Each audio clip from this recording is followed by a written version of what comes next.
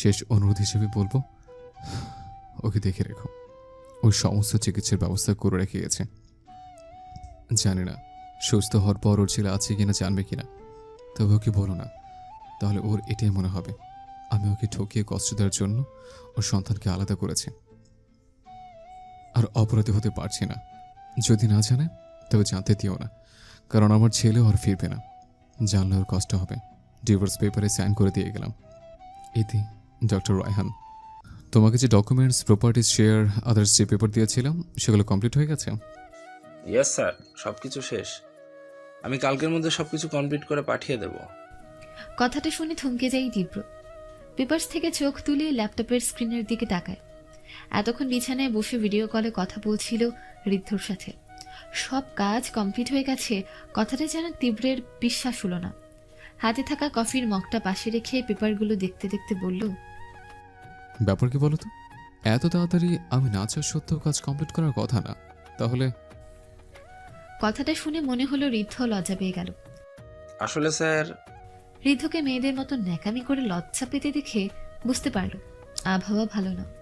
যে কোনো সময় ওর উপর বাজ পড়ার মতন কোনো কনফিউশন না হলেও মারাত্মক কোনো ঝামেলা পড়তে পারে। সো ঝামেলা এড়ানোই ভালো।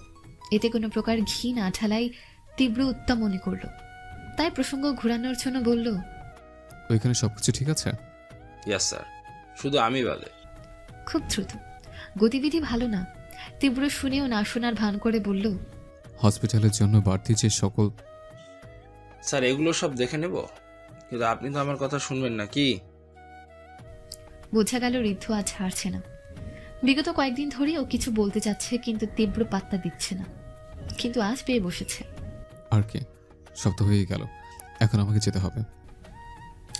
ল্যাপটপ অফ করতে যাবে তখনই ঋদ্ধ চিৎকার করে বলে ওঠে, স্যার, আপনি যদি আমার কথা না শুনেন তবে কিন্তু।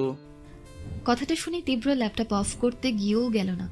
মুখে বিরক্তির ছাপ ফুটিয়ে বিছানায় হেলান দিয়ে দুহাত গুজে বলল, যদি না শুনি তবে? ঋদ্ধ বেশ চিন্তায় পড়ে গেল, কিন্তু কি বলবে ভেবে পেল না। কিন্তু কিছু একটা বলতে হবে, কিন্তু এই লোকটাকে ইমোশনাল কথা বলে লাভ নেই। আর ভয় বা কি নিয়ে দেখাবে? নিজের গার্লফ্রেন্ডের মতো তো আর এটা বলতে পারে না যে কথা না শুনলে ব্রেকআপ করে দেব। তবে যদি এটা বলতে পারতো বেশ হতো, কিন্তু উনি তো আর গার্লফ্রেন্ড না। তবে বলতে পারে, স্যার চাকরি করব না। কিন্তু তাতে খুব ভালোভাবেই জানে তীব্রের উত্তর হবে, হ্যাজ ইউর উইশ। না, তাইলে চাকরির সাথে বিয়ের স্বপ্নও শেষ। ঋদ্ধ, কি ভাবছো? না শুনলে কি? বেশ চিন্তার ব্যাপার। কি বলবে? বলে দিব, হ্যাঁ আমি বলে দিব। কিঞ্চিত ভ্রু কুচকাল তীব্র। আজকাল নেশা করো নাকি তুমি? কি বলবা, কাকে বলবার, কেন বলবা? তখনই যেন পাতলু মার্কা উপস্থিত বুদ্ধি ঋদ্ধর মাথায় হানা দেয়।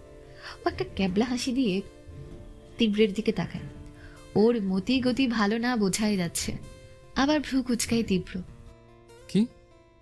তীব্র কফির মগে সিপ দিতে নেয়। তখনই বেশ দম নিয়ে ঋদ্ধ বলে, আপনি যে একটা মেয়েকে বিয়ে করেছিলেন সেটা বলে দিব। ঋদ্ধের এমন কথাই তীব্রের মুখের কফিটা পড়ে নেয়। একটুর জন্য তা বিছানায় না বাইরে ফেলতে পারে। এটা ঋদ্ধের কেমন ব্ল্যাকমেল ছিল? ও একটা মেয়েকে বিয়ে করেছে সেটা বলে দেবে? Like seriously? ও রাগী চোখে ল্যাপটপের স্ক্রিনে ঋদ্ধের দিকে তাকায়। What nonsense! তুমি কি পাগল হয়ে গেছো? মানে আমি একটা পুরুষ হয়ে একটা মেয়েকে বিয়ে করেছি, তা তুমি বলবা? তা কাকে বলবা আর কেন বলবা? মানে আমি মেয়েকে নাকি ছেলেকে বিয়ে করব? স্যার, আপনি ব্যাপারটা বুঝেন নাই। আমি অন্য কাউকে না, আপনার ছেলে তাইয়ানকে বলবো যে আপনি একটা মেয়েকে বিয়ে করেছিলেন। বলে একটা ক্যাবলা হাসি দিল ঋদ্ধ। আরো অবাক হয়ে তীব্র জিজ্ঞেস করলো, মানে? তেমন কোনো মানে নেই স্যার, মানেটা খুব সিম্পল। আপনি তাইয়ানকে সবসময় বলেন মেয়েদের থেকে দূরে থাকবা, মেয়েরা খুব ডেঞ্জারাস। তো তো বুঝলেন না? সে যখন জানতে পারবে তার বাবা তাকে মেয়েদের থেকে দূরে থাকতে বলে, অথচ নিজে একসময় একটা মেয়েকে বিয়ে করেছে, ভাবতে পারছেন কি হবে? ঋদ্ধর কথায় তীব্র বোকা বনে গেল, কিছুই বুঝলো না। বলতে কি চাইছো? এটাই ভাবুন তো, যে বাবা মেয়েদের থেকে দূরে থাকতে বলে তার অতীত জীবনের মেয়েকে বিয়ে করার কথা জানতে পেরে আপনাকে ভুল বুঝবে? আমার 5.5 বছরের ছেলে আমাকে এর জন্য ভুল বুঝবে? অবাক হয়ে গেল। জি স্যার, ব্যাপারটা ভাবুন।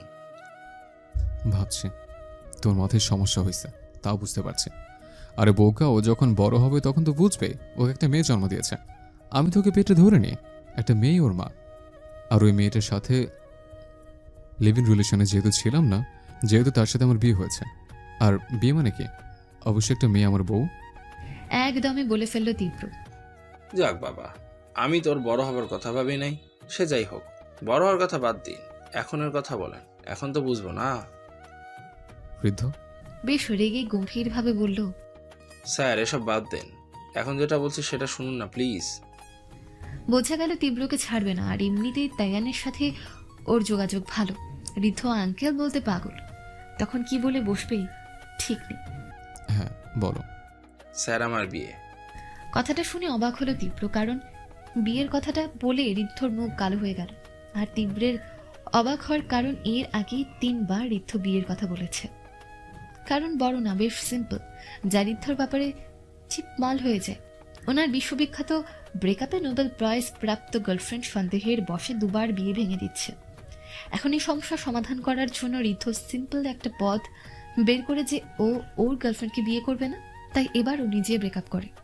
যাই হোক, এমন সন্দেহবাদী মেয়েকে তো আর সারা জীবন পোহানো যাবে না। সেখানেই ঘটে দুর্ঘটনা। ও যখন ওর গার্লফ্রেন্ডকে এসব বলে, তখন সে আর ওয়েট না করে পুলিশের কাছে যায়। ধোকা দেওয়ার অপরাধে ওর নামে চিঠি করে। বেচারাকে বাধ্য হয়ে পড়ে পুরো 1 রাত লকআপে থাকতে হয়েছিল। শুধু যে তাই হয়েছে ঠিক তা না, পরদিন আবার সেই মেয়ে ছাড়িয়ে নিয়ে গেছে। এই বলে এবারের মতন মাফ করে দিয়েছে। তারপর নিজেই আবার বিয়েতে রাজি হয়ে যায়। কিন্তু এবার বেঁকে বসে ঋদ্ধ নিজে, তাই সেভাবেও বিয়েটা ভেঙে যায়। এবার নিয়ে ঋদ্ধর বিয়ের প্রস্তুতির 4 নম্বর। টেনশন হওয়ার কথা।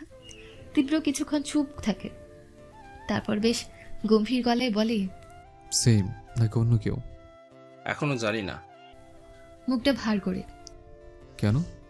মা শুধু বলেছেন বিয়ে করাবেন, কিন্তু কার সাথে বলেনি। ফের যদি ঝগড়া হয়, তাই আমিও জানতে চাইনি। ইচ্ছা আছে বিয়েই করব না, কিন্তু তাও পারছি না ওনাদের চালায়। ওনাদের এখন বউয়ের মুখ দেখতে হবে। বেশ হাসি পেল তীব্রের, তবুও ওকে দেখানোর জন্য মুখ ভার করে একটা দীর্ঘশ্বাস ছাড়ল। নীরবতার রেশ কাটতেই তীব্র বলল, এখন আমি কি করতে পারি? কিছুক্ষণ নীরব থেকে ঋদ্ধ বলল, স্যার আপনি আমার জন্য শুভ। প্লিজ আমার বিয়ের উপলক্ষে 2 দিনের জন্য হলেও প্লিজ আসুন। তাছাড়া তাইয়ানো তো নিজের দেশটা দেখেনি। ভেবেচিন্তে কথা বলো। আমি ওখানে গেলে কি হতে পারে তা তুমি জানো ঋদ্ধ। স্যার আপনি যেমন ভাবছেন তেমন কিছু না, বরং ভালো হবে। কার ভালো? স্যার আপনার একেবারের জন্য দেশে এসে সবকিছুর পরিস্থিতি দেখা উচিত। ট্যুরের জন্য আপনি আসছেন না, কিন্তু আপনার আরও কাছের মানুষ আপনার পথ চেয়ে বসে আছে। তায়ান ভাই এমন কোনো দিন নাই যে আপনার কথা জানতে চায় না। আমি তবুও বারবার ওনাকে ইগনোর করি, মিথ্যে বলি। তোয়া ভাবি প্রায় প্রায় কল করে তাইয়ানের কথা জানতে চায়। 6 মাস নিজের সন্তানের মতো রেখেছে, জানতে চাইতেই পারে। একটু গম্ভীর হয়ে। স্যার একবারের জন্য হলেও আসুন। তাইয়ানেরও তো নিজের দেশটাকে দেখানো দরকার। তাছাড়া ও যদি এখানে আসে তাহলে। ওখানে গেলে অনেকেই ভালো থাকবে না ঋদ্ধ।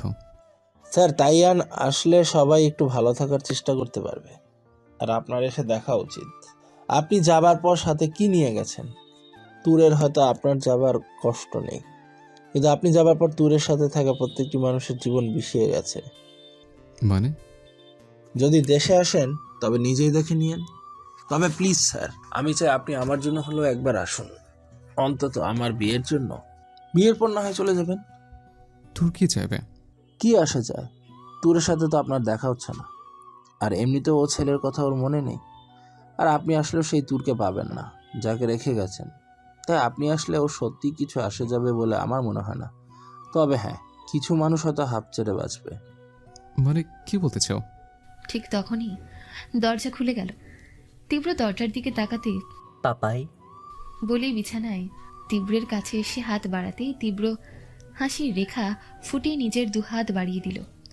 ছেলেটা তীব্রের হাত ধরে বিছানায় উঠে তীব্রের কোলে বসল। হ্যাঁ, তাইয়ান তীব্রের ছেলে। কোলে বসে এসে পাজেল মিলাতে ব্যস্ত। তীব্র ছেলের গালে চুমু খেতেই ঋদ্ধ বলে উঠল, হ্যাঁ চ্যাম, কেমন আছো? ফাইন, তুমি? আমিও, তবে একটু প্রবলেমে আছি। কি প্রবলেম আমাকে বলো, আমি এখনই সলভ করে দেব। এইটার মতো। ঋদ্ধ রীতিমতো অবাক। এইটুকু ছেলে এইটুকু সময় পাজেল মিলিয়ে দিল। আবার ভাবলো কার ছেলে, মানুষটাই তো পাজেল। আসলে আমি না বিপদে পড়েছি। কি বিপদ? আরেকটা পাজেল দেখতে দেখতে গার্লস, জানো আমি না একটা মেয়েকে বিয়ে করেছি। কথাটা যেন তাইয়ানের কাছে একটু অদ্ভুত মনে হলো। খেলা ছেড়ে এবার ঋদ্ধের দিকে তাকালো, রিয়েলি? কিছুটা অবাক হয়ে। হ্যাঁ চ্যাম্প, আমার বাবা মা মিলে আমাকে বিয়ে দিয়ে দিচ্ছে। আর আপনার বাবাই তো আপনাকে বলেছে অল গার্লস আর ডেঞ্জারাস। কিন্তু তোমার বাবা কেন বোঝে না? কারণ তিনি জানে না, তাই স্যারকে বলেছি আমার বিয়েতে এসে তাকে বোঝাতে, কিন্তু সে আসতেই চায়নি। পাপাই, তুমি আঙ্কেলকে কেন হেল্প করছো না? গাল যদি ওনাকে মারে? তীব্র এবার শান্ত কণ্ঠে ওকে সামলাতে বলল, না পাবে কিছু না, আঙ্কেল মজা করছে। স্যার আপনি কি আসবেন না আমার বিয়েতে? বৃদ্ধ, আচ্ছা রিদ আঙ্কেল, আপনি একটা মেয়েকে বিয়ে করবেন? তাহলে কি ছেলেকে বিয়ে করব নাকি? কেন তাইয়ান? আচ্ছা পাপাই বলে গার্লসরা ডেঞ্জারাস কেন হয়? কিছুক্ষণ ভেবে বলল, আসলে কি জানো, মেয়েদের অনেকের কাছে বাঘ মনে হতেই পারে, কিন্তু আমার মতো সাহসীরা তাদের কাছে যেতে পারে। বাট আমার নার্ভাস লাগছে, তাই ডাকছি তোমাদের। কেন? কারণ মেয়েগুলো খালি খামচি মারে। ও তাই? আচ্ছা বাবাই, তুমি বুঝি এই জন্য গার্লসদের ভয় পাও? তীব্র চুপ, কি বলবে বুঝতে পারছে না। ঋদ্ধকে মন চাচ্ছে কাঁচা চিবিয়ে খেতে, কিন্তু তাইয়ানের জন্য কিছু বলতে পারছে না। এরকম কিছু না বাবাই, আঙ্কেল উল্টাপাল্টা কথা বলছে। রাগী চোখে, কিন্তু ঋদ্ধ দমবার পাত্র না। সুযোগ পেয়েছে তীব্রকে দেশে আনার, আর সেটা হচ্ছে তাইয়ান। একদমই না, স্যার আমার চেয়েও ভীতু, তাই আসতে চাইছে না। আর তোমাকেও দিচ্ছে না, তুমি যদি ভয় পাও। আমি ব্রেভ বয়, তাই না পাপাই? তাই তো। ছেলের গালে চুমু দিয়ে। তাই আমি অবশ্যই রিদ আঙ্কেলকে হেল্প করতে ওনার বিয়েতে যাব। তাইয়ানের কথায় ঋদ্ধ হেসে দিল, আর তীব্র বোকা বনে গেল। বুঝতেই পারলো ছেলে তার চেয়েও বেশি ডেঞ্জারাস। ছেলে এক কুয়ে, যদি ভূত উঠে দেশে যাওয়ার নিতেই হবে। তাই মন ফুলানোর জন্য বলল, কিন্তু বাবাই, তুমি ওখানে গিয়ে কি করবে? গার্ডরা যদি রিদ আঙ্কেলকে খামচে দেয়, আমি তাদের মেরে দেব। ছি বাবা, এসব বলতে হয় না। ব্রেভ বয় গার্লসদের মারে না। তাইয়ানের তোতা পাখি। যদি তোমাকে কামড়ে দেয় তখন তুমি কি করো? আদর করি। ঠিক তাই, মেয়েদেরও কখনো মারতে হয় না, কেন? কারণ মেয়েরা আদর করার জিনিস। আচ্ছা যে মেয়ে আমাকে মারবে তাকেও আদর করে দেব। আর রিদ আঙ্কেল, আমি তোমার কাছে যাব, আর কেউ যদি আমাকে মারে তবে তুমি আদর করে দিও। আর আবার যদি কিছু বলে তখন আমি দেখব। এইটা শুনে তীব্র মাথা চুলকালো, আর ঋদ্ধ হেসে গড়াগড়ি খাচ্ছে। এইটা দেখে তীব্র ল্যাপটপ বন্ধ করে দিয়ে বলল, না বাবাই, আমরা দেশে যাব না। কিন্তু কেন? আমরা তো অনেক জায়গায় গিয়েছি। তুমি বললে আমরা সব জায়গায় যাব, কিন্তু বাংলাদেশে না। এটা শুনে তায়ানের মন খারাপ হয়ে গেল। ও তীব্রকে ছাড়িয়ে বাইরে চলে গেল। তীব্র বুঝলো ছেলে রাগ করেছে, কিন্তু বলবে না। একা একা বসে কাঁদবে। একদম ওর মতো হয়েছে, স্বভাব, চরিত্র, অনুভূতির প্রকাশ সব। কিন্তু চেহারা অনেকটা মায়ের মতো, সেই স্নিগ্ধতা। তীব্র নিজের কাজ করতে করতে কখন সময় পেরিয়ে যায় বুঝতে পারে না। কাজ শেষ হলে দেখে 9টা বাজে, রাত হয়ে গেছে। কিন্তু তাইয়ান কোথায়? ও তাইয়ানকে খুঁজতে গিয়ে দেখে ও সুইমিং পুলে পানিতে পা ডুবিয়ে বসে আছে। তীব্র একটা দীর্ঘশ্বাস ছাড়ে, তারপর নিজেও তাইয়ানের পাশে বসে। তাইয়ান কোনো রিয়াক্ট করে না। কিছুক্ষণ নীরবতা পালন করে তীব্র শান্ত কণ্ঠে বলে, রাগ করেছ? মাথা নাড়ায়। রাগ করেনি সে। তাহলে কথা বলছো না যে? কিছুক্ষণ চুপ থেকে তাইয়ান মুখ ভার করে বলে ওঠে, সরি পাপা। ছেলের কথায় অবাক হয় তীব্র। সরি কেন? তোমার কথা শুনিনি তাই। কথাটা শুনে তীব্র ওকে কাছে টেনে জড়িয়ে ধরে। আমি সরি বাবা। তারপর আর কেউ কিছু বলল না, কারণ কিছুক্ষণ পর বুঝলো তাইয়ান ঘুমিয়ে গেছে। তীব্র ওকে কোলে তুলে বুকের মধ্যে নিয়ে রুমে যায়। তারপর ওকে বুকে নিয়ে মাথায় হাত বুলাতে বুলাতে ভাবতে থাকে, আর কতদিন ওকে নিজের দেশ থেকে দূরে রাখবে। এখন অবুঝ, তাই হয়তো মায়ের ব্যাপারে জানতে চায় না, কিন্তু যখন জানতে চাইবে তখন। আর তোর তো নিজের ছেলের কথা মনেই নেই। মাতৃত্বের টান হয়তো অবচেতন মনে অনুভব করে, কিন্তু হয়তো মনে পড়ে না। কিন্তু তায়ানের তো এখানে ও ছাড়া কেউ নেই। যদি তীব্রের কিছু হয়ে যায় তাহলে কে দেখে রাখবে তাইয়ানকে? ও তো পাপাই ছাড়া দুনিয়ায় কিচ্ছু বোঝে না। ওর ভালো মন্দ কিছু হয়ে গেলে তাইয়ান যে একা হয়ে পড়বে। সেদিনের কথা, হঠাৎ করে তীব্র সিজনাল জ্বর হয়। জ্বরটা একটু বেশি ছিল, তাই বিছানা ছেড়ে উঠতে পারেনি। যদিও ঘরে মেয়ের ছিল, কিন্তু তারা কেউ তাইয়ানকে খাওয়াতে পারেনি। ছেলেটা পুরো রাত কান্না করতে করতে তীব্রের বুকের উপর ঘুমিয়ে পড়েছিল। সকালে উঠে ছেলেকে এমনভাবে দেখবে আশা করেনি। অনা থাকলে আপন কেউ নেই তাইয়ানের। তাই ওর জন্য হলেও তীব্রকে দেশে ফিরতে হবে, নিজের জন্য না, ছেলের জন্য। তাহলে তো তোরকে দেওয়া প্রমিস ভাঙবে না, তাই না? তাছাড়া তোরের তো এটা জানা উচিত ওর ছেলে আছে। তখন অসুস্থ ছিল, এখন তো সুস্থ। ও তোরের কাছে স্বামীর অধিকার না থাকলেও তাইয়ানের তো মায়ের অধিকার আছে। তোর নিজের সন্তানকে তো ফেলে দেবে না। তাছাড়া তায়ানকে শুধু ওর উপর ডিপেন্ডেবল করানো যাবে না, তাহলে ও না থাকলে ছেলেটা একা হয়ে পড়বে। যাই হোক, এবার তীব্র দেশে ফিরবে। কথাগুলো ভেবে তায়ানের কপালে চুমু দিল। তায়ান ঘুমের মাঝে হেসে দিল। সকালে ঘুম থেকে উঠে তীব্র তায়ানকে ডাকে। পাপাই, ঘুম থেকে ওঠো। আর একটু না, স্কুল তো অফ। ঘুম কণ্ঠে। তাই তো উঠতে বলছে। তায়ানের কোনো সাড়া না পেয়ে তীব্র ওকে কোলে তুলে নেয়। এটা দেখে তায়ান কান্না জুড়ে দেয়। কোনো লাভ নেই। তারপর তায়ানকে ব্রাশ করিয়ে ফ্রেশ হয়ে নিজেও শাওয়ার নেয়। বাবা ছেলের অন্যরকম খেলায় মেতে ওঠে। ফ্রেশ হয়ে নাস্তা রেডি করে তায়ানকে ডাকতেও খাবার নিয়ে হাজির। ছুটির দিন সব কাজ নিজেরাই করে। তীব্র এক প্লেটে দুজনের খাবার রাখে। এখানে একটা গেম আছে, 2 গ্লাস দুধ রাখা। যে আগেই দুধ শেষ করতে পারবে তাকে অন্য জনকে খাইয়ে দিতে হবে। গেমের মূল উদ্দেশ্য তায়ানকে দুধ খাওয়ানো। ও দুধ খেতে চায় না, তাই প্রতিদিনের মতন এই খেলা অনুষ্ঠিত হয়। তায়ান পাপাইয়ের হাত থেকে খাওয়ার জন্য তাড়াতাড়ি দুধ সাবার করে, আর তীব্র হেরে গিয়ে প্রতিদিন মুখ গোমড়া করে খাইয়ে দেয়। প্রতিদিন যে তায়ান জিতে যায় তা না, মাঝে মাঝে তীব্রও জিতে যায়। সেদিন তায়ান ওকে খাইয়ে দেয়, আর জিতে গেলে তীব্রের খুশির সীমা থাকে না। আর তায়ান ভেঙচি দিয়ে বলে, প্রতিদিন হেরে যাও, তাই আজকে ইচ্ছে করে হেরে গেলাম। ছেলের মুখে এই কথা তীব্রকে না হাসিয়ে পারে না। যাই হোক, আজকে কে জেতে সেটা দেখার বিষয়। গেম শুরু হয়ে গেলে বরাবরের মতো আজ তীব্র হেরে যায়। তায়ান দুধের গ্লাস সাবার করে তীব্রকে বলে, জিতে গেছি আবার। ডোরেমনের জিসানের মতন হাসি দেয়। তীব্র নিজের দুধের গ্লাস দেখে দুঃখী মুখ করে বলল, আজকে হেরে গেলাম, কিন্তু কাল ঠিকই জিতে যাব, দেখে নিও। যেদিন আমি চাইব সেদিন। এটা শুনে তীব্র নিজেও মুখ গোমড়া করে। আর তাইয়ান একটা সানগ্লাস চোখে দিয়ে চেয়ারে হেলান দিয়ে বলে, খাও, খাওয়ার সময় নো চাউন। তীব্রের বেশ হাসি পায় ছেলের এমন অ্যাটিটিউড দেখে, কিন্তু হাসে না। খাইয়ে দেয় তার নবাবকে। কিন্তু অর্ধেক খাবার পর যখন দেখে তীব্র খায়নি, তখন তাইয়ান এক টুকরো খাবার নিয়ে তীব্রের মুখের কাছে দেয়। আর তীব্র ওর দিকে তাকিয়ে বলে, আমি তো হেরে গেছি। যেদিন তুমি জিতবে শোধ করে দিও। তীব্রের মুখে হাসি ফুটে ওঠে। দুজন দুজনকে খাইয়ে দেয়। তীব্রের কাছে জীবনের শ্রেষ্ঠ প্রাপ্য তাইয়ান। যে ভালোবাসার খোঁজে ও ছটফট করেছে, ছোটবেলা থেকে কাতর হয়েছে, তা সম্পূর্ণ হয়েছে ছেলের কাছে। ওর হয়তো কিচ্ছু চায় না, কিন্তু ছেলেকে যে দিতে হবে ওর আপন জনদের কাছে। খেতে খেতে তীব্র বলে, তায়ান, বাবাইয়ের উপর সত্যি রাগ করোনি? না। তোমাকে নিয়ে যাবো না তারপরেও? অন্যদিকে তাকিয়ে আলাদা ভাব নিয়ে পা দুলাতে দুলাতে। এখন যদি বলি তোমাকে নিয়ে যাব? এই জন্যে রাগ করিনি। কথাটা শুনে তীব্রের হাতের চামচ প্লেটে পড়ে যায়। তারপর রাগী চোখে ওর দিকে তাকাতেই তাইয়ান একটা ক্যাবলা হাসি দেয়। তীব্র বেশ রেগে জিজ্ঞেস করে, মানে? তাইয়ান চেয়ার থেকে নামে।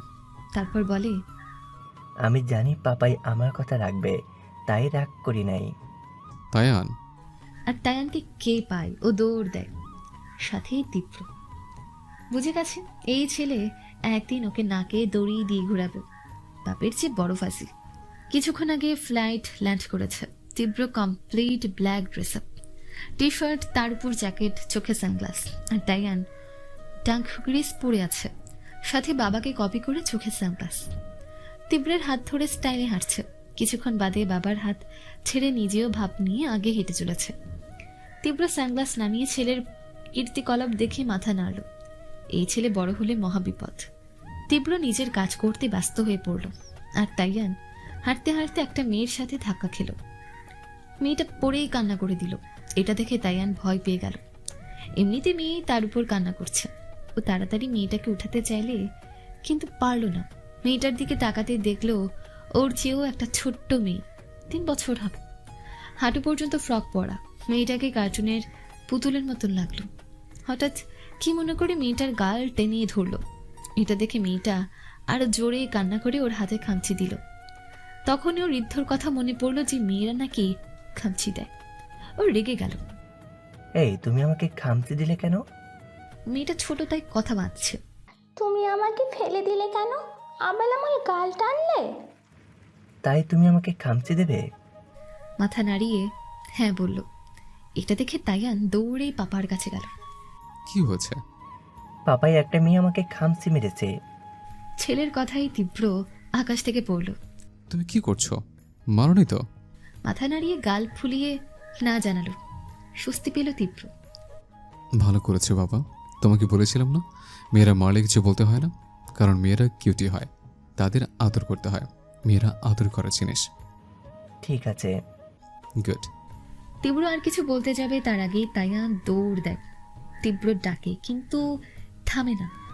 তাইওয়ান, কই যাচ্ছ? নিজে ওর পিছে যায়। তাইয়ান সেই পিচ্ছি লাল মেয়েটার কাছে যায়। মেয়েটা গাল ফুলিয়ে ওকে দেখছে কেন জিজ্ঞেস করলে তাইয়ান ওর গালে কিস করে। এটা দেখে তীব্রের মাথায় হাত।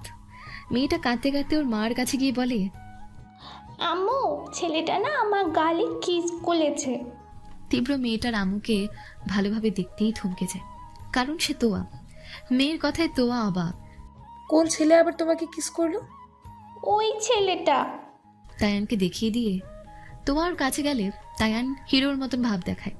এটা দেখে তোয়া কিছুটা ভ্রু কুচকে বলে, এই যে লিটল হিরো, আপনি আমার মেয়েকে কিসি করেছেন কেন? তায়ান বেশ মুড নিয়ে বলে। তায়ানের কথাই তোয়া কনফিউজড। খামচি মেরেছে বলে কিসি? পাপাই বলেছে মেয়েরা আদর করার জিনিস, তাই মারলে তাকে কিসি করতে হয়, মারতে না। ওর কথাই হেসে ওঠে তোয়া। যেমন বাবা তেমন ছেলে, খুবই ডেঞ্জারাস। যাই হোক, মেয়ের মার রিস্ক নিব না কিন্তু। তা তোমার বাবা কই? তখনই তীব্র সামনে এসে দাঁড়ায়। তাইওয়ান, আমাদের লেট হচ্ছে। ওকে দেখে থমকে যায় তোয়া। একবার তীব্র আরেকবার তায়ানের দিকে তাকায়। তোয়া কিছু বলতে যাবে তার আগেই তীব্র বলে, তোমার মেয়ে? মাথা নাড়াই তোয়া। কি নাম? তাশ্রী ইবনে তীর। তাইওয়ান? হালকা হেসে বলে তীব্র। তোয়া গিয়ে তায়ানকে বুকে জড়িয়ে ধরে। তায়ান বুঝতে না পেরে বাবার দিকে তাকায়। তোয়ার চোখে পানি। ভালো আছেন তাই না? হুম, তবে চিন্তা করো না, কাউকে ডিস্টার্ব করবো না। চলো তাইওয়ান, আমাদের লেট হচ্ছে। তোয়াকে কিছু বলার সুযোগ না দিয়ে চলে যেতে নেয়। ভাইয়া আমার কথা শুনুন। দুপুর 1টা। তুরের বাবা তানাফ রহমান উঁচু বালিশে চোখের উপর হাত দিয়ে শুয়ে আছে নিজের বিছানায়। ইদানিং শরীরটা ভালো যাচ্ছে না। ডাক্তারের কাছে গিয়েছিলেন, যদিও যাওয়ার ইচ্ছে ছিল না, তবুও স্ত্রীর জোড়াজুড়িতে যেতে বাধ্য হলো। ডাক্তার ওনাকে কয়েকদিন কমপ্লিট বেড রেস্ট আর টেনশন ফ্রি থাকতে বলেছেন। তাই কয়েকদিনের জন্য বাসায় আছেন। তবে এটা খুব ভালোই জানেন বাসায় থেকে বিশ্রাম নিয়ে লাভ নেই। ওনার সকল অসুস্থতা হচ্ছে মানসিক অশান্তি। মনে যদি শান্তি না থাকে তাহলে টেনশন ফ্রি কিভাবে থাকা যায়? কিন্তু স্ত্রীর মন রাখতে তাকে বাসায় বিশ্রামে থাকতে হচ্ছে। হঠাৎ দরজা খোলার আওয়াজ পান। তার দেখার প্রয়োজন পড়েই না কে, তার স্ত্রী তাহমিনা এসেছেন। আর স্বাভাবিকভাবে এটা বোঝার কারণেই বাড়িতে তিনি, তার স্ত্রী আর তার একমাত্র মেয়ের বাস। কিন্তু মেয়ে যে এখন তার বাবার রুমে আসবে না সেটা খুব ভালো করেই জানে। তিনি শান্ত মলিন কণ্ঠে চোখের উপর হাত রেখে স্ত্রীকে উদ্দেশ্য করে জিজ্ঞেস করে, তোর কি কিছু খেয়েছে? গম্ভীর কণ্ঠে কিছুটা বিরক্ত হয়ে তাহমিনা জবাব দেয়, না। কথাটাই অবাক হয় না তিনি, কিন্তু তবুও শোয়া থেকে উঠে বসে।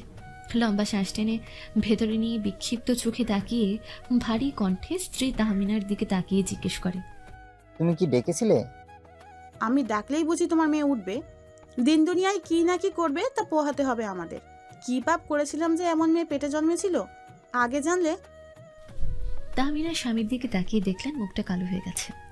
মানুষটা এমনিতেই অনেক কষ্ট পাচ্ছে, আর দিতে ইচ্ছে হলো না, তাই তিনি থেমে গেলেন। তারপর আবেগটা কন্ট্রোল করে নিজেকে শান্ত করে জবাব দিলেন, কাল অনেক রাতে দিয়ে গিয়েছিল, ডাকতে গিয়েছিলাম কিন্তু ওঠেনি, তাই আর বাড়াবাড়ি করিনি। তাহনাফ রহমান কিছু বলবে তার আগেই তাহমিনা বেরিয়ে গেল রুম থেকে। নিজের অজান্তে ভেতর থেকে একটা দীর্ঘশ্বাস বেরিয়ে আসে। তারপর বিছানা থেকে নেমে আস্তে আস্তে মেয়ের রুমের দিকে পা বাড়ায়। আগে যতটা জোর ছিল এখন তার চেয়েও অনেক কমে গেছে। বয়সের কথা বললে ভুল হবে, মানসিক চাপে তিনি মেয়ের রুমের দরজার সামনে গিয়ে দাঁড়ালেন। রুমে ঢুকতে গিয়েও থেমে গেলেন, কি মনে করে ঢুকলেন না। তারপর নিজের মনে কিছু একটা আউড়ে রুমের দরজায় নক করলেন, কিন্তু সাড়া পাওয়া গেল না। তিনি আরও কয়েকবার নক করলেন, ফলাফল শূন্য। তাই একটা দীর্ঘশ্বাস নিয়ে আবার নিজের রুমের দিকে পা বাড়ালেন। ভাইয়া, আমার কথা শুনুন। তীব্র তোয়ার কথা না শুনে তাইয়ানের হাত ধরে বের হওয়ার উদ্দেশ্যে হাঁটা দেয়, আর তোয়া তীরকে নিয়ে দ্রুত পায়ে বারবার তীব্রকে থামতে বলে। এভাবে পেছন থেকে ডাকটা একটু দৃষ্টিকটু লাগে। তীব্র বেশ বিরক্ত, কিন্তু তোয়ার সমান তালে ডেকেই যাচ্ছে, যেন না শুনলে পৃথিবী উল্টে যাবে। আসলে তীব্র তায়ানের সামনে কোনো কথা বলতে চায় না অতীত নিয়ে। পরিস্থিতি বুঝে তায়ানকে সবটা বলতে হবে। তায়ান এতটাও ছোট না, তাই ওর মনে ইফেক্ট করার মতো কোনো কথা তায়ানের সামনে বলতে চায় না। কিন্তু তোয়া নাছোড় বান্দা। ভাইয়া প্লিজ একবার আমার কথা শুনুন। তীব্র বেশ বিরক্তি নিয়েই থামে। তোয়া হাঁপাতে হাঁপাতে বলে, থ্যাঙ্কস গড আপনি থামলেন। তীব্র বেশ বিরক্তি নিয়ে জিজ্ঞেস করলো, আর কি? বিগত 5 বছর ধরে আপনাকে পাগলের মতো খুঁজেছি, কিন্তু কোনোভাবে আপনার সন্ধান পাইনি। হাজারবার ঋদ্ধর কাছে গিয়েছি, কিন্তু ও দেয়নি। জানি আপনার কথাতেই। আমাকে খোঁজার মানে আমি দেখি না তোয়া। আর এমনি তো যার জন্য দেশে আসতাম, আমার থাকা না থাকা তার কিচ্ছু যায় আসে না। তবে আমি না থাকলে সে ভালো থাকবে, এটুকু আমি জানি। আপনি যার কষ্ট হবে ভেবে তার থেকে দূরে থাকার কথা ভাবছেন। আপনার জন্য না হলেও তার ভালোর জন্য আপনার সান্নিধ্য তার সবচেয়ে বেশি প্রয়োজন। তোয়ার কথার মানে বুঝলো না, বেশ উৎকণ্ঠিত কণ্ঠে জিজ্ঞেস করলো, মানে? তোয়া কিছু বলতে যাবে আর আগেই ঘটে ঋদ্ধর আগমন। তোয়াকে এ সময় এয়ারপোর্টে দেখে অবাক হয়। ওর ধারণা মতে তোয়ার এখন এখানে, আর যাই হোক তীব্রের জন্য আসার কথা না। আর তীব্র যে তোয়াকে নিজের আসার কথা জানতে দিবে না তাও ঋদ্ধের জানা। বেশ গম্ভীরভাবে প্রশ্নসূচক দৃষ্টিতেই তোয়াকে জিজ্ঞেস করলো, ভাবি আপনি এখানে? স্যার কি আপনাকে? আসলে আমরা এক ফ্রেন্ডকে বিদায় জানাতে এসেছিলাম, কিন্তু ভাগ্যের চক্রে ডক্টর রায়হানের সাথে দেখা হয়ে গেল। ঋদ্ধ আর কিচ্ছু বলল না তোয়াকে। তোয়া, তুমি কিছু বলছিলে? তীব্র তোয়ার উদ্দেশ্য জিজ্ঞেস করে। তোয়া যেই তীব্রকে কিছু বলতে যাবে তখনই ঋদ্ধ বলে, স্যার অনেকটা জার্নি করে এসেছেন, হোটেলে চলুন। আপনার কথা মতো হোটেল বুক করেছি। অবাক হয় তোয়া। হোটেল কেন? জবাবে তীব্র বলে, যাতে তোমরা না জানতে পারো। যাই হোক, কি বলছিলে? তোয়া আবারও কিছু বলতে যায়। ঋদ্ধ তোয়ার কথা কেড়ে নিয়ে বলে, স্যার যখন দেশে ফিরেছেন তখন সব শুনতেই পারবেন। এতটা আবার জার্নি করেছেন, তাইয়ানের কথাও ভাবুন। তায়ানের কথা মনে পড়তে দেখে তায়ান নেই। এদিক ওদিক তাকাতেই দেখে তায়ান দূরে বসে মনোযোগ দিয়ে কোনো কাজ করছে।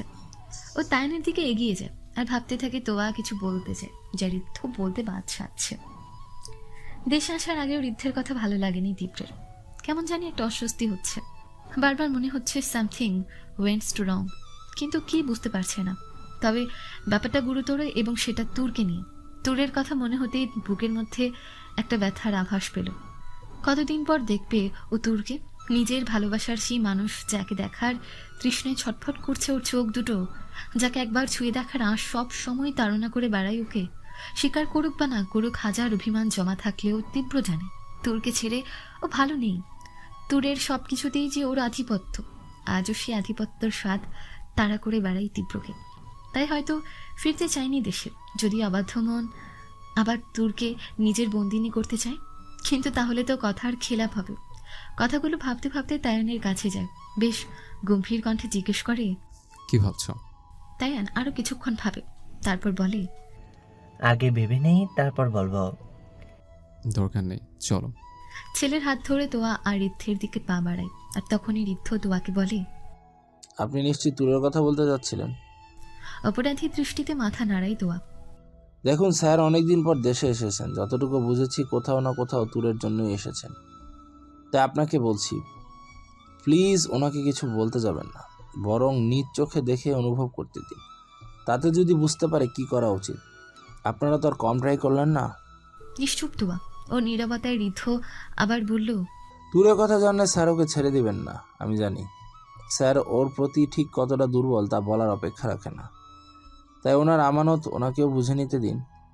স্যার নিজেরটা যেমন বুঝে নিতে জানে, তেমনি কেড়ে নিতেও। ভালোবাসা আগলে রাখতে মাঝে মাঝে কঠোর হতে হয়, যা আপনারা পারবেন না। তাই যারটা তাকে তার মতো করে গুছিয়ে বুঝে নিতে দিন। তোয়া কিছু বলল না, মাথা নেড়ে সম্মতি জানালো। ঋদ্ধ ঠিকই বলেছে, যারটা তাকেই বুঝে নিতে হবে। তোয়ার সম্মতিতে ঋদ্ধ একটা গম্ভীর শ্বাস নিল। এতদিনে সে সফল হতে পেরেছে, তীব্রকে ফিরিয়ে আনতে সক্ষম হয়েছে। তাই ও বাইরের দিকেই পা বাড়ে। তোয়া তীরকে নিয়ে অগ্রসর হয়, তীব্র তায়ানকে নিয়ে ওদের ফলো করে। বড্ড দুষ্টুমি করছে ছেলেটা, এবার এটাকে ওর মার কাছে ট্রান্সফার করতে পারলেই বাঁচে ভেবে ছেলের দিকে তাকিয়ে মুচকি হাসে। এটা দেখে তায়ান বলে, এভাবে বোকার মতো হেসো না, লোকে দেখলে আমার বদনাম হবে, ভাববে আমি একটা পাগলকে নিয়ে চলি। তায়ান, চোখ গরম করে। বাইরে বেরিয়ে দেখে ঋদ্ধ গাড়ির কাছে। তীব্র ওদের কাছে গিয়ে তায়ানকে গাড়িতে বসিয়ে দরজা লাগিয়ে তোয়াকে উদ্দেশ্য করে জিজ্ঞেস করে। কি বলতে চাইছিলে? তোয়া ঋদ্ধের দিকে তাকায়। ঋদ্ধ ইশারায় মাথা নাড়িয়ে বলতে নিষেধ করে, যা চোখ এড়ায় না তীব্র। তবুও না বোঝার ভান করে জিজ্ঞাসু দৃষ্টিতে জানতে চায়। কি বলছিলে? তোয়া নিজেকে সামলে নেয়, তারপর বলে, আজ তীরের জন্মদিন, একটা পার্টির আয়োজন করা হয়েছে। বিজনেস পার্টিও বলতে পারেন। আপনি যদি তাইওয়ানকে নিয়ে আসতেন তাহলে। তীব্র চিন্তায় পড়ে যায়। তোয়া বুঝতে পারে, তাই তীব্রের ভাবনা শেষ হবার আগেই বলে, তোর আসবে না, হয়তো চাচা চাচি আসতে পারে, কিন্তু আপনাকে দেখে খুশি হবে। কথাটা যেন খটকা লাগলো। তোমার মেয়ের জন্মদিন অথচ তোর আসবে না, এটা কিভাবে সম্ভব? তবুও ঠোঁটের কোণে সৌজন্যের হাসি ফুটিয়ে বলল, চেষ্টা করব। তারপর কোনো কথা না বলে বেরিয়ে যায়। তোয়া আপন মনে তাকিয়ে থাকে। সবকিছু ঠিক হবার একটা আশা উকি দিচ্ছে মনে। তখনই তীব্র তোয়াকে ঝাঁকিয়ে বলে, মা ডাবেলা। মেয়ের দিকে তাকাতে দেখে মেয়ে ইনোসেন্ট ফেস করে পুতুলের মতন দাঁড়িয়ে দুলছে। ও বসে মেয়ের দুগালে হাত দিয়ে কপালে চুমু দেয়, তারপর বলে, এই তো মা, চল। তখন থেকে মোবাইলটা মারছে। বেশ বিরক্ত লাগছে, পারে না মোবাইলটা ভেঙে দিতে ইচ্ছে হচ্ছে। বিছানায় এলোমেলোভাবে উপর হয়ে শুয়ে হাতড়ে মোবাইলটা খোঁজার চেষ্টা করছে। এই সময় যে ঘুম ভাঙিয়েছে, তাকে মাটিতে পুঁতে ফেলতে ইচ্ছে হচ্ছে। কিছুটা হাতড়ে পেয়েও গেল মোবাইলটা। রিসিভ করে মোবাইলটা কানে ধরতে ওপাশ থেকে প্রশ্ন করে, কি রে, কই তুই? আসবি না নাকি? একে তো ঘুম ভাঙিয়েছে, তার উপর এরকম আদেশসূচক বাণী শুনে মেজাজটা খিচিয়ে গেল। অত্যন্ত বাজখায় গলায় ভয়ঙ্কর এক গালি দিল। তারপর আবার বলল, আমারে না খিসাইলে তোমাকে মজা লাগে না, তাই না? এত চুলকানি লইয়া আমারে ফোন দেবার মানা করছি না? কাল রাইতের হ্যাংওভার এখনো কাটে নাই, ঘুমাইতাছি, যখন মন চাইব যামো। ওপাশ থেকে কিছু বলার আগেই কেটে দিল। তারপর মোবাইলটা সোফায় ছুঁড়ে আবার ঘুমিয়ে গেল। ওই মোবাইলের এখন বাজার সাহস নেই। ঋদ্ধ ওদের আলাদা গেস্ট হাউসে নিয়ে আসে। হোস্টেলে নিলে তায়ানের ভালো লাগবে না। তায়ান এখানের আবহাওয়া পরিবেশের সাথে অভ্যস্ত না। তাই তীব্র তায়ানকে জিজ্ঞেস করলো, বাবাই, তোমার কেমন লেগেছে? আমার তো ভালো লেগেছে। তীব্র জানে বাচ্চাদের উপর বড়দের প্রভাব পড়ে, তাই ও সব কিছুর পজিটিভ দিকগুলোই আগেই তায়ানের সামনে রাখে। বাবার পছন্দ হয়েছে শুনে তায়ানের ভালোভাবে দেখে নিল। বাবাইয়ের যেহেতু পছন্দ, তাই পছন্দ হবার মানসিকতা নিয়ে সে চারদিক দেখল। আমারও খুব পছন্দ হয়েছে পাপাই। তারপর উৎফুল্ল মনে চারপাশটা দেখতে থাকে। তখনই তীব্র এসে ওকে কোলে তুলে নেয়। কি হলো পাপাই, ছাড়ো আমাকে, আমি সব কিছু দেখব। এই জন্য তো কোলে তুলে নিয়েছে। জানি তো তুমি কত ভালো। এতটা জার্নি করে এসেছে, আমার সাথে ফ্রেশ হয়ে লাঞ্চ করে রেস্ট নেবে। কিন্তু পাপাই। কান্না করে দিয়ে হাত পা ছুটছে। তীব্র হাসি দিয়ে ওকে নিয়ে বাথরুমে ঢুকে গেল। গোসল করে বাপ বেটা একসাথে তোয়ালে পরে বের হলো। তায়ান একটা মুডে আছে আর তীব্র ডোন্ট কেয়ার ভাব নিয়ে। তারপর আবার শুরু হলো খুনসুটি। কিছুতেই গায়ে লোশন লাগাতে দেবে না। তীব্র জোর করে লোশন লাগিয়ে তৈরি হয়ে খেতে যায়। ঋদ্ধ সব ব্যবস্থা করে রেখেছে। তীব্র তায়ানকে খাইয়ে ওকে ঘুম পাড়ায়। তায়ানের মাথায় বিলি কাটতে কাটতে নিজেও কখন ঘুমিয়ে যায় বুঝতেও পারে না। মিসেস তাহমিনা মেয়ের রুমে গিয়ে দেখেন তুর শাওয়ারে। উনি দরজার উপাস থেকেই বলে ওঠেন, আজ তীরের জন্মদিন, তুমি কি যাবে? কোনো সাড়া শব্দ নেই, তাই তিনি আবারও বললেন। মেয়েটা অনেক আশা নিয়ে বসে আছে, যদি যাস তো। তবুও কোনো আওয়াজ পেলেন না। একটা দীর্ঘশ্বাস ছেড়ে বেরিয়ে এলেন রুম থেকে। Hey bro, what's up? আরে রোহিত, অনেকদিন পরে দেখলাম। দুজনে হাঁক করে কুশল বিনিময় করলো। রোহিতের পাশে নতুন একটা ছেলেকে দেখে সাম জিজ্ঞেস করলো, ওকে ব্রো। ও উফ। হাত দিয়ে নিজের চোখ থেকে এক্সাইটেড হয়ে বলল, ও আমার ফ্রেন্ড রানী এখানে এসেছে, তাই ভাবলাম আমাদের সাথে জয়েন করুক। That's good. হে অমসম। রামি। দুজনে হ্যান্ডশেক করলো। তারপর রোহিত রামিকে উদ্দেশ্য করে বলল, আচ্ছা তুই ক্লাবটা ঘুরে দেখ, আমি একটু সামের সাথে কথা বলে আসছি। ওকে ব্রো, কিন্তু এখানে কি এক্সাইটিং কিছু পাবো নাকি নিরামিষ? তাহলে আগেই বলে দিচ্ছি। চিল ইয়ার, ঘুরে দেখ, ভালো লাগবে। সাম কথাটা বলতেই রোহিত তাল দিল। তিনজনের ঠোঁটে শয়তানি হাসি। রোহিত আর রামি দুজনে হাই ফাইভ করে রামি 2 আঙ্গুল দিয়ে কিস করলো। রোহিত চোখ মেরে ইশারায় যেতে বলল, তারপর সামের সাথে কোথাও চলে গেল। রামি ক্লাবটা ভালো মতো দেখে নিল। বেশ ইন্টারেস্টিং, বোঝাই যাচ্ছে বেশ ভালোই মালদার পার্টি দিয়ে চলে। বাড়ির ছাদের উপরে এমন ক্লাব ভাবা যায় না। এটা সাম আর ওর বন্ধুদের, তবে ওদের টাকাই চলে না। এত টাকা নেই ওদের। ক্লাবটা বেশ বড় আর সাজানো। ওই যেমন থাকে সব কিছুই আছে, ড্রিঙ্কস, ড্রাগস, এভরিথিং। সব কিছুই ব্র্যান্ডেড। সব কিছু দেখে ভালোই লাগলো, কিন্তু ও তো অন্য কিছু চায়। তারপর দেখলো কয়েকটা শর্ট ড্রেসের মেয়ে নিজেদের মতন কাজে ব্যস্ত। কেউ ড্রিঙ্ক করছে তো কেউ অন্য নেশা। বোঝাই যাচ্ছে সবগুলো বড় লোকের বিগড়ে যাওয়ার সন্তান। সে যে ভদ্র তা ঠিক না, তাই তো এখানে আসা। ও ওদের দিকে এগিয়ে গেল। হঠাৎ তার মনে হলো একটু দূরে ভিআইপি মানে স্পেশাল দিকটায় কেউ আছে। ও পাশ কাটিয়ে একটা গ্লাস হাতে নিয়ে সেখানে গেল। কিছুটা অবাক হয়ে গিয়ে সোফায় একটা মেয়ে চোখ বন্ধ করে পায়ের উপর পা দুলিয়ে শুয়ে আছে। এখানে মেয়েদের পরনে শর্ট ড্রেস হলেও মেয়েটি সাদা ঢিলে টি শার্ট আর 3/4 জিন্স পরে আছে। এক হাত মাথার নিচে আর এক হাতে অর্ধপোড়া সিগারেট। পাশে থাকা টেবিলে ড্রিঙ্কসের বোতল আর একটা গ্লাসে রাখা কিছুটা ড্রিঙ্কস। অল্প একটু খাওয়া হয়েছে বোধহয়। এখানে শুধু সিগারেট টানছে। বোঝাই যাচ্ছে মেয়েটার অন্যরকম অ্যাটিটিউড, বাকি সবার থেকে আলাদা। আর আলাদা হওয়ার কারণ আছে। মেয়েটাকে আগামাথা পর্যবেক্ষণ করে নিল রামি। ড্রেসআপে ফিগার বোঝার কায়দা নেই, কিন্তু বেশ স্লিম মেয়েটি, তাই হয়তো। তবে চেহারা নেশা ধরানোর মতন। সরু চিকন পারফেক্ট ধাঁচি আঁকা ঠোঁট, ফ্ল্যাগবিহীন চিকন ভ্রুযুগল, খাড়া নাক, সাথে মসৃণ ফর্সা গাল। সবকিছু মিলিয়ে হিন্দি মুভির কোনো নায়িকার চেয়ে কম না।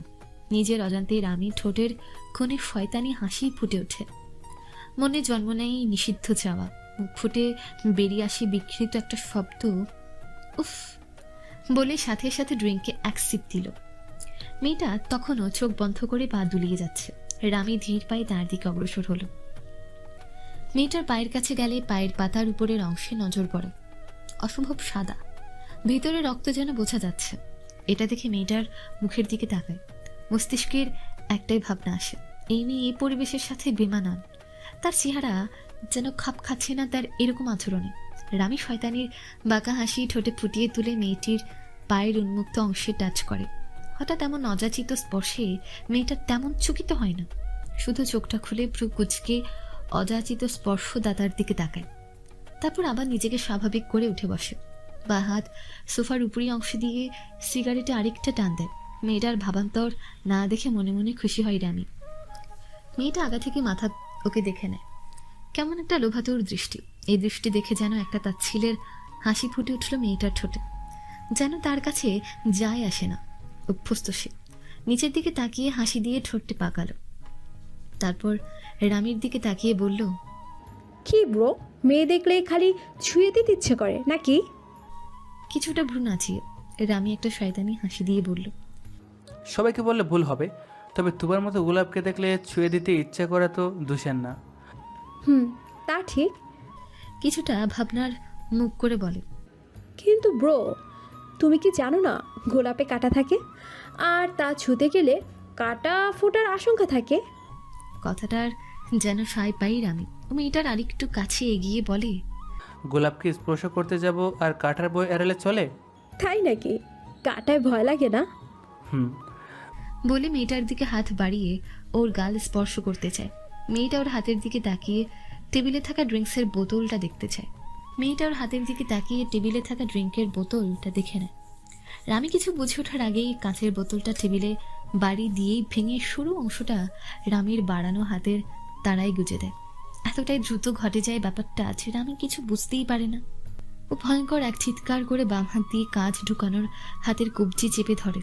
রামি আবার চিৎকার করে সরাতে যায়। মেয়েটা নিভে যাওয়া সিগারেট ফেলে ডান হাত দিয়ে গাল চেপে ধরে বলে, বিনা অনুমতিতে থুরকে কেউ পছন্দ করুক, থুরের তা পছন্দ নয়। অযাচিত স্পর্শ আমি বিয়ার করি না। আর শোন, আরও একটু জোরে চুল টেনে বলে, গোলাপকে ছুতে গেলে কাঁটাকে অভয় নয়, তার বিষ মাপাতে হয়। আর যদি কোনোদিন উইদাউট পারমিশন টাচ করতে আসিস, তাহলে পরের বার টাচ করার কোনো কারণই পাবি না। বলে একটা লাথি মারল রামির বুকে। মুখ থুবড়ে পড়ল। মেঝেতে পড়ে হাতের ব্যথার পোড়ায় কাতরাচ্ছে ও। এতক্ষণে সেখানে সবাই জমা হয়ে গেছে। কিছুই হয়নি এমন একটা ভাব করে তুর প্যাক থেকে আরেকটা সিগারেট বের করে ধরায়, তারপর ধোঁয়া ছাড়ে। ওখানের কেউ তুরের এ কাজে অবাক হয় না, কিন্তু রামির জন্য মায়া হয়। এখানে সবাই জানে তুর কোন ছেলেকে নিজের আশেপাশে দেখতে পারে না, সেখানে রামি নতুন তাই। তখনই সাম আর রোহিত আসে, আর রামিকে ভাবে দেখে ছুটে ওর কাছে যায়। সাম বুঝতে পারে কি হয়েছে, আর রোহিত খেপে যায় তুরের উপর। ও তুরের দিকে এগিয়ে বলে, এখানে এসে সতী সাজা হচ্ছে তোকে আমি আজ। রোহিত ওর কাছে যাওয়ার আগেই তুর আরেকটা বোতল উঠিয়ে রোহিতের মাথায় আঘাত করে। রোহিতের মাথা ফেটে রক্ত বের হতেই ও সেখানে বসে পড়ে। তুর ওকে একটা লাথি দিয়ে ফেলে দেয়, তারপর পায়ের শক্ত কেস দিয়ে মুখ চিপে ধরে। রোহিত ছটফট করলে জঘন্য ভাষায় গালাগাল শুরু করে তুর।